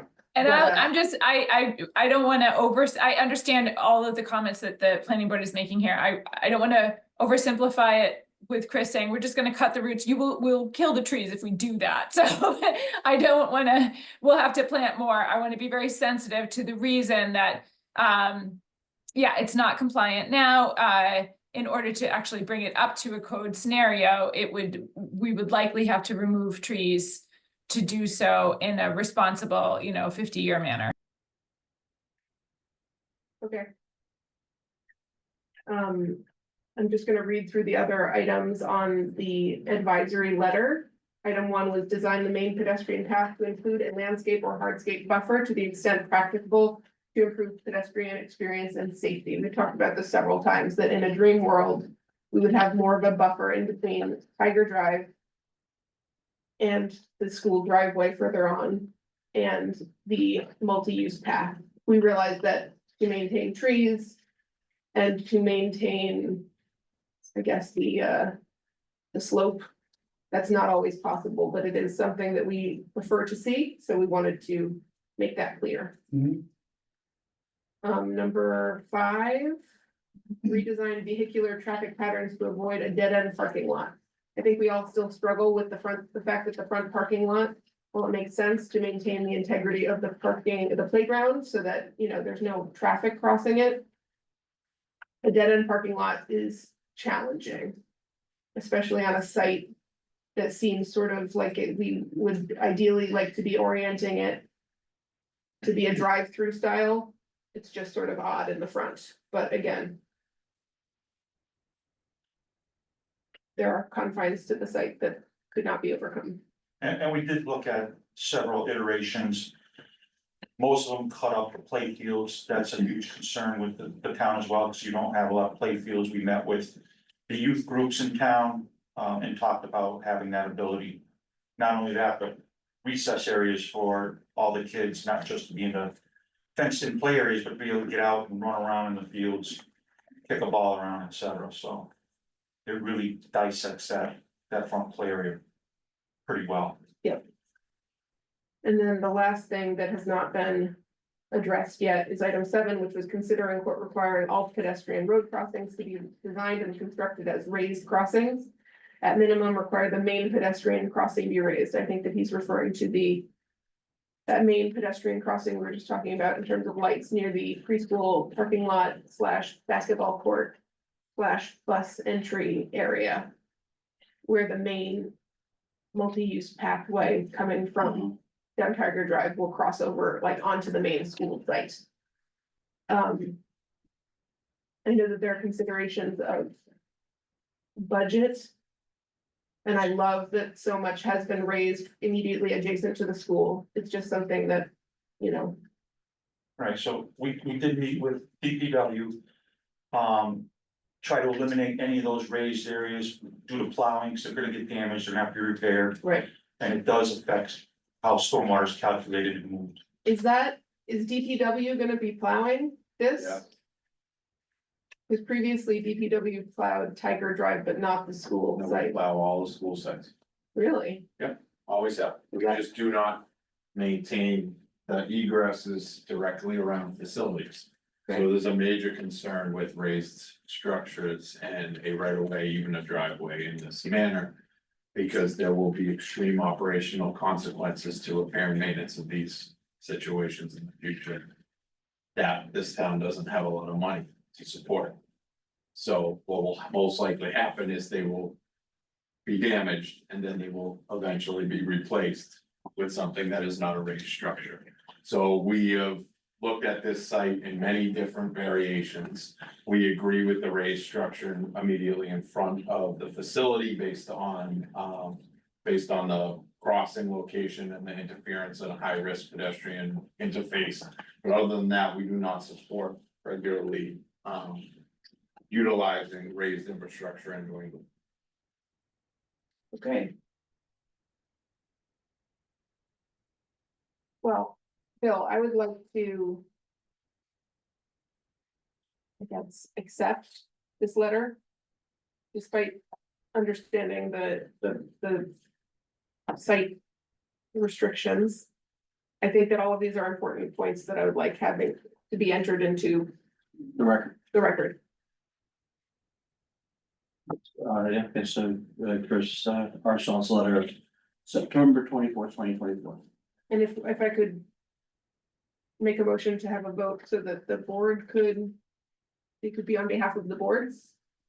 Or no, That's a good question. What's the purpose of centered in the record? just to. Show our support, that it's not just Chris, but fine. That's for the board. I don't really feel one way or the other. All right, well, it's in the record, so. What else? Is that it? Yes. I will open this up to public comments. If you're in the room, you may raise your hand, or if you're online, you can either use the raise hand feature or simply unmute and I will recognize you. Do you want to have a time limit on We try to keep comments below 3 minutes. 3 minutes? Okay. Is there anybody online that wishes to speak? If you raise your hand. Sarah Measures, please state your name and address for the record. Thanks. Sarah Measures, 17 Sunset Road. Thanks. Yeah, I got a number of comments and questions. I just wondered if the lighting is going to be dark sky compliant. Yes. It is. Okay. It is. And I had some questions for, well, my general comment is that this school is in the middle of School Woods, which is adjacent to the Assabet Nature Reserve. And I think this is a really good opportunity for the identity of the school to anchor itself in relishing that fact and using it as a resource. So I think all the landscaping should be an attempt to fit in with that ecosystem and use it and making it an opportunity to educate the kids about the ecosystem. So I think it needs to, I think all the plantings should really make an effort to be native. And that would include grass seed as well as perennials, as well as trees. So just a question for Lynn, whether the areas around the edge of the property and wherever possible within it are going to be native grass seed.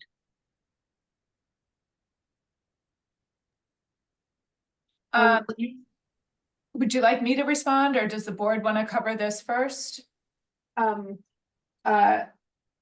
don't, Sarah, if you want to finish your comments, I don't usually use it as a back and forth, but I will make a question. Okay, I got a few more points here. Yeah, so I was wondering whether there will be some wildlife areas set aside for meadows, for increased biodiversity and insect life, and also for children to study. And whether the gardens were going to be, whether the whole landscape was going to be managed with organic principles, which would be healthier for the children and extremely beneficial for the wildlife. And then when it comes to trees, when it from a carbon sequestration point of view, you actually would need 30 replacement trees to replace one large one. But I think, you know, to hear, it's really disappointing to hear that we're stretching to get one-on-one replacement. So I don't think that's adequate at all. And then I think that I would defer to the tree core, the tree committee on tree species and size. And I think that the trees were going to be of the same kind as those replaced. And where possible, I think that's a fantastic goal, but it may not be appropriate because conditions of some of the placements will make it unlikely that they'll survive. So you might need different kinds of native species in some areas. Not my area of specialty, but so yeah, and all of these suggestions would be healthier for the kids and would give them an identity of having a school in the woods, because they actually do have a school in School Woods. So that's it. Thank you. Thank you very much. Thank you for your comments. I have made note of them, and I'll make sure that they get, of course, included in considerations. Yeah. Anyone else?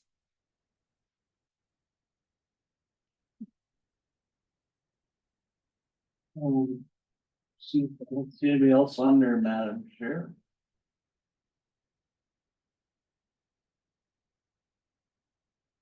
All right, well, at this point, I'd say, I think we've made a lot of progress. I'm not ready to vote tonight because I don't think we have enough members actually who can, we only have 3, right? Because Chris is not. With a site plan, the board could vote with three. It would require a unanimous vote. I think I would like to. We've made a list of conditions. Right? That we would like to have at least written down so that we have something to point at, Well, yeah, and a lot of them are confirmations or additions. for sure. Right. I would like to be able to have that list to look at before we make a vote, if that's all right. I think that would be, but I think we're very close at this point. If the board wants to close the public hearing, Yeah, which is your choice, at that point, then no new information comes in. right.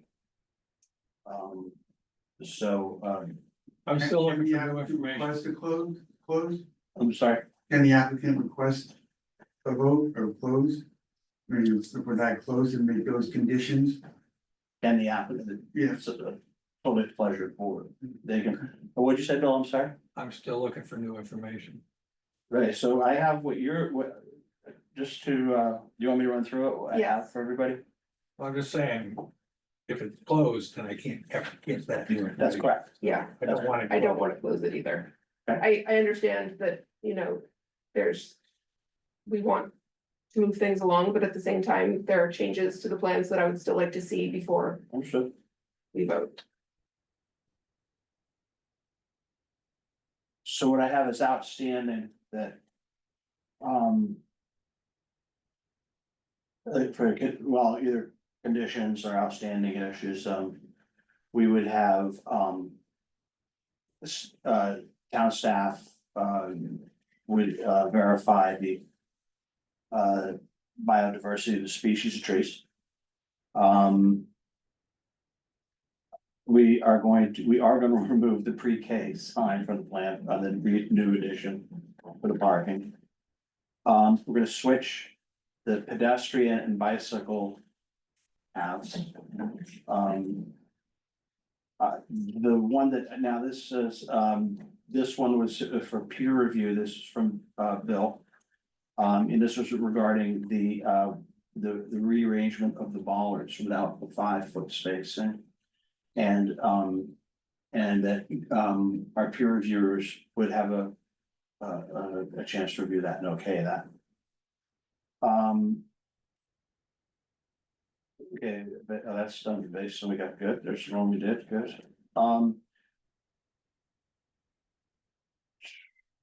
We're gonna, 2 lights, added for the in the photometric, there was going to be, we need a peer review of the photometric, so we, right. For, the two spaces. You're gonna meet with the police department, you'll tell us about that for the, trailheads. And that the other commissioners, dark sky, compliant lighting is utilized, and that's not really a condition, it's just a comment of it.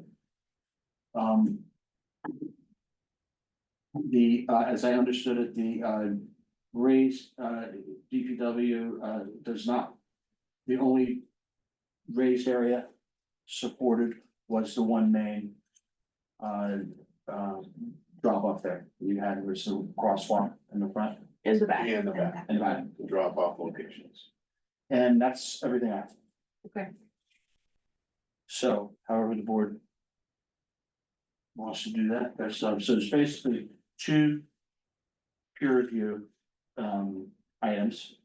And the rest are additions or clarifications from other departments. That's how my notes reflect. If the board is. Do we expect that stuff to be ready?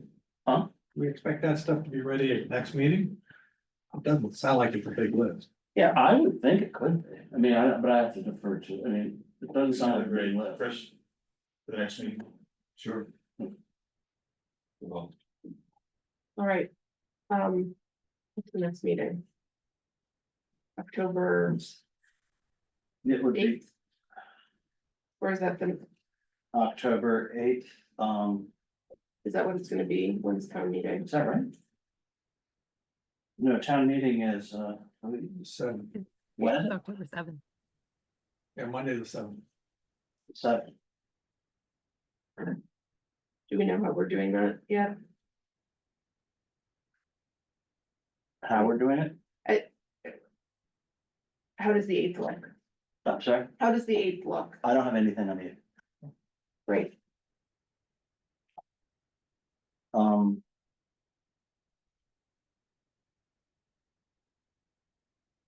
Yeah. And we don't have any town meeting, you know, with this, okay. I will make a motion to continue this to October 8th at 7 o'clock. Second. Would the board like me to draft Yes. decision and condition so we could all run over it and make sure it's okay? Yes, please. And maybe you guys can work with me, we'll get everything. Make sure it looks the way we want it to look. And in the meantime, we got a couple things to tidy up and then. Okay. Absolutely. Not Chris. Bill, Yeah, or do you vote to continue, I'm voting, oh, voting? Yes. Yes. Yes. and I'm a yes, so we'll continue this to October 8th. And hopefully we will have everything ready to Yeah. go to be buttoned up. I will work with you guys to try to get. You know, all my stuff on and coordinated in my office and like we've been doing. Well, thank you for working so well with our department. Really, it's been a big help. I know it's been a lot of stuff, but I appreciate the effort, all of you. What, do I need to do anything? Close the hearing? No. No, we're good. Yeah. All right. The next item on the agenda is minutes, which I skipped over. I'm gonna pay you back some. Ooh.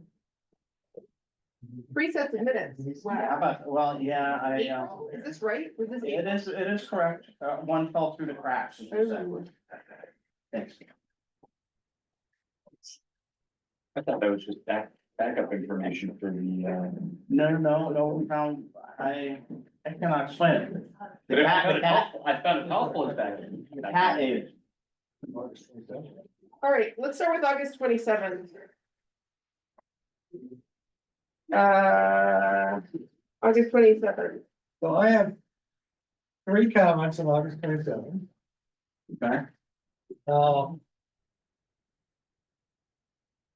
And in the discussion of dominoes, way at the end, there's a blank as to who is commenting.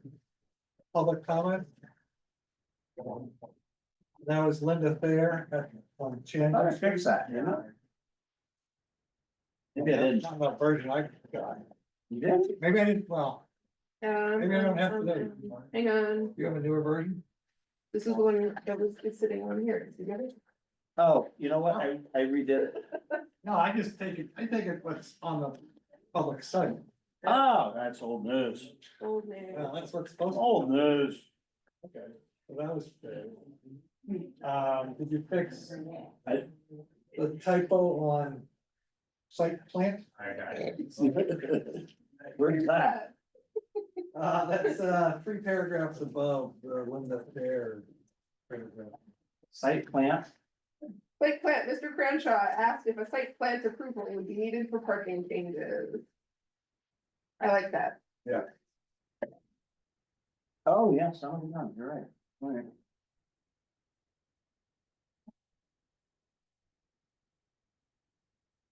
Those are only little things. Okay, so that's on October, August 27th. Okay. I.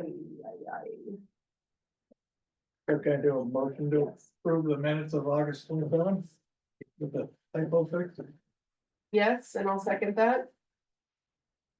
Chris can vote on this, right? Minutes? Sure.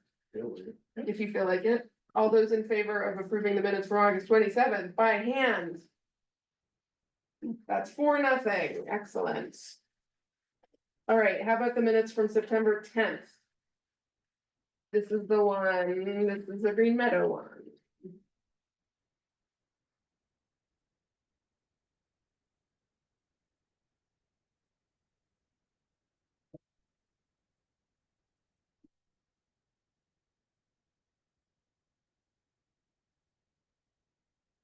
I'll make a motion to approve the minutes from September 10th, 2024. I'll second.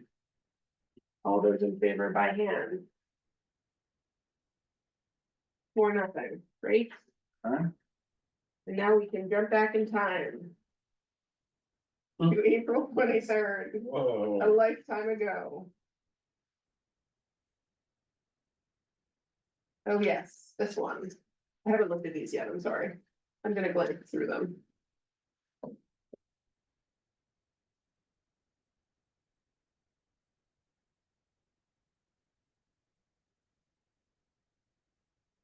Anyone? So one thing I would change is on the first page. In the public hearing, second paragraph. Last two sentences, I would delete those First page, second, because they are contradicted by later text. There are 6 existing parking spots. The pavement will be repaired. okay. Yeah, I think he was presenting a way to. Park 6 cars in a Oh, I row, got you. but later on the next page, there's a reference to. Parking that contradicts that. Okay, so I'll strike that sentence, the last two sentences. Yes, in the middle of the second paragraph on the second Got page, it says. There are 4 to 5 paved spaces. So it's probably better to keep the second reference in the first.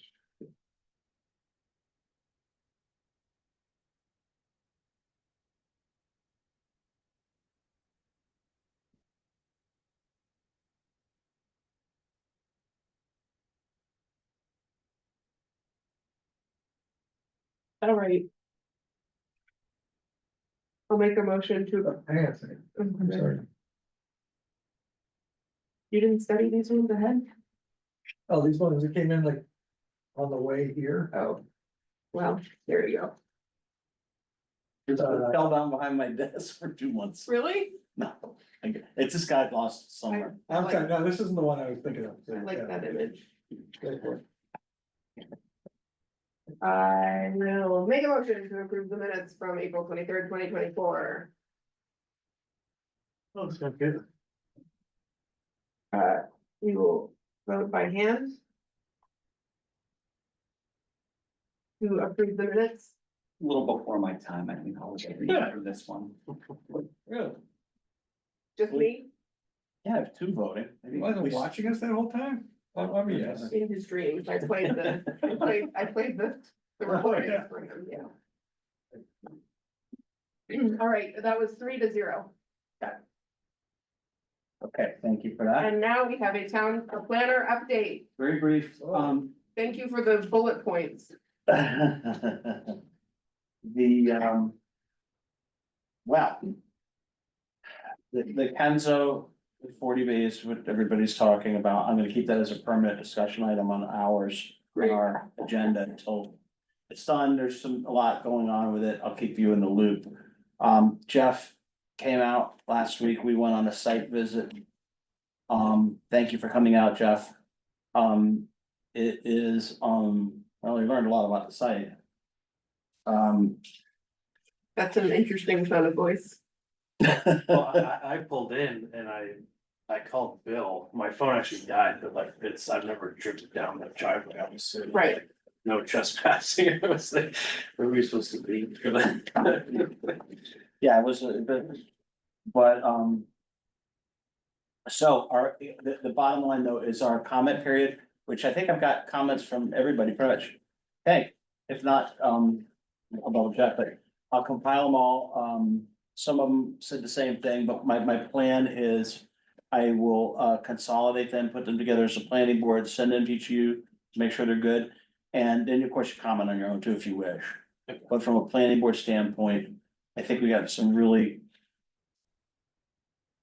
Some comments that make you think, you know, that they're, and which is what I would expect, you know, that we can come up with, and. Now, the comment period has been extended to October 8th. We asked for.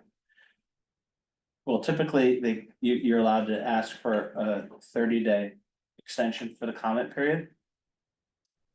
And we asked for 90, but we got 30. And, but you can always make less or more. But, So, just to keep everybody clear, the comment period, once the comment period is up.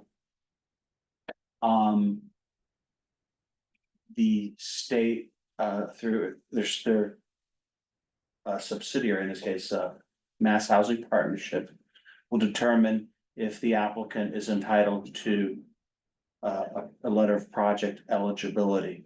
And if that is issued, at that point, an application can be made to the town for the project. But to be clear, because there's misinformation going all over the place. Now it's out of control.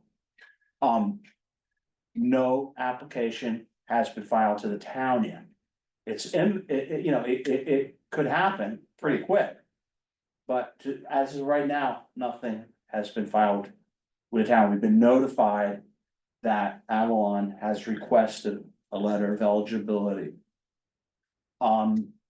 We are working furiously on our calculations to make sure that see how we can come and tidy up, and ideally end up at safe harbor. I'm confident we may be able to.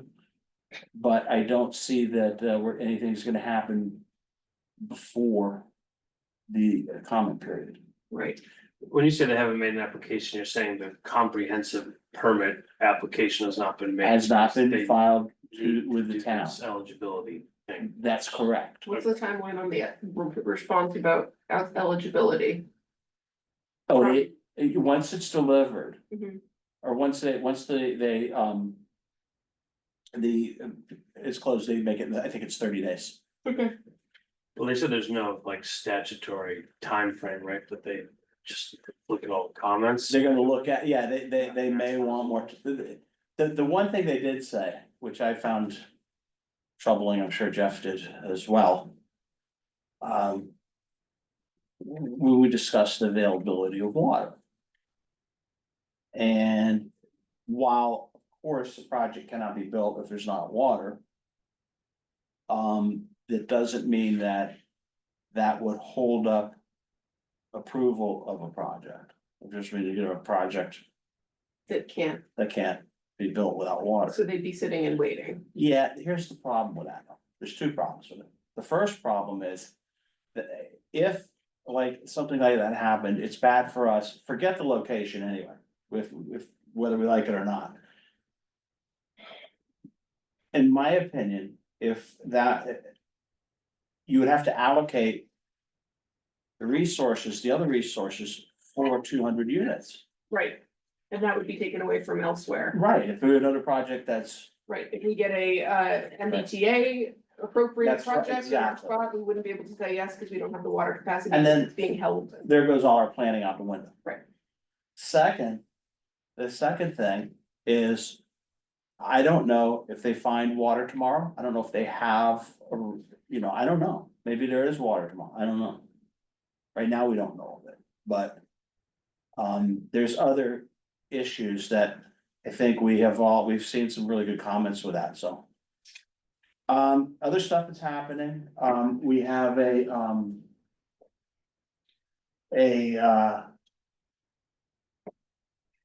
approval of our final maps for MBTA communities. Great. Hey, that's big news. Yeah, Final approval. no, that's for the maps are done. Everything's with is being sent to the state now, I have to know when to make you your T-shirt. my T-shirt. Yeah, it says, we passed the MBTA act. Oh, that'd be great, yeah. So that's good news. And last thing I have, I think is, let me see. We have my brain just completely shut off. Bancraft or MS4 stuff. Oh, yeah, no, you're 115 Main. Oh, So we personally filed their regulatory agreement for the affordable units great. on Friday with, so that'll give us their 20, I can't remember, I think it's How 26. fast does that happen? Does that happen before the 8th? I don't wanna say Talking the initial application, the the state, state, the regulatory agreement, to get that approved. Yeah, they wouldn't do it till we had a,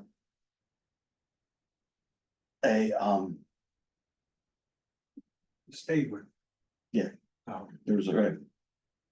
So anyway, that's what I got. Do you wanna talk about Bancroft or? No, Oh, yeah, Bancroft. only because it's on your list. Yeah, I should have. You guys, remember. Well, you were on Jeff, and you certainly were on Chris, but Bancroft, The Coolidge School. the Coolidge School. Natalie and, Chair Chris. Are working with me on a proposed. On a proposed amendment that's gonna come in with some changes to the, minor changes to site plan in terms of, some of the amenities, so we're working on, nothing's been submitted yet, but so we're working on a plan for that. And we're also considering, what items will not be able to be provided, due to the costs overrunning what the applicant was obligated to pay. So we're gonna be looking at making some of those improvements. There's gonna be a few changes that would require, an amendment to the site plan. The, hope is that, some of the amenities, will be able to be prepared for a, CPC application, for, under recreation parks, open, parks, right? those are due in a month. Yeah, we know, October 8th or 6th or whatever. 15th. Yeah, we're working on it now.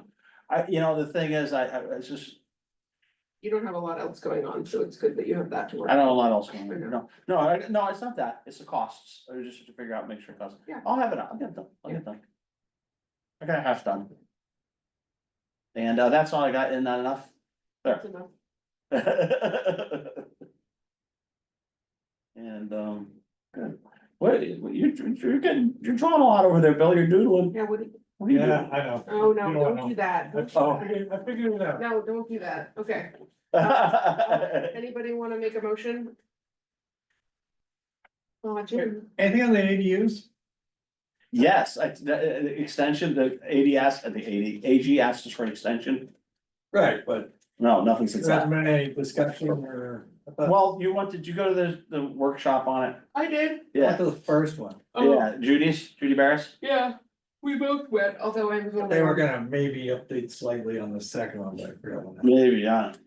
No, I didn't go to the second one. The second one was like, But we haven't been any. the second one is in like 3 days, I think. That's the only one that's holding us up. No, 3 days is, I get mine. Oh.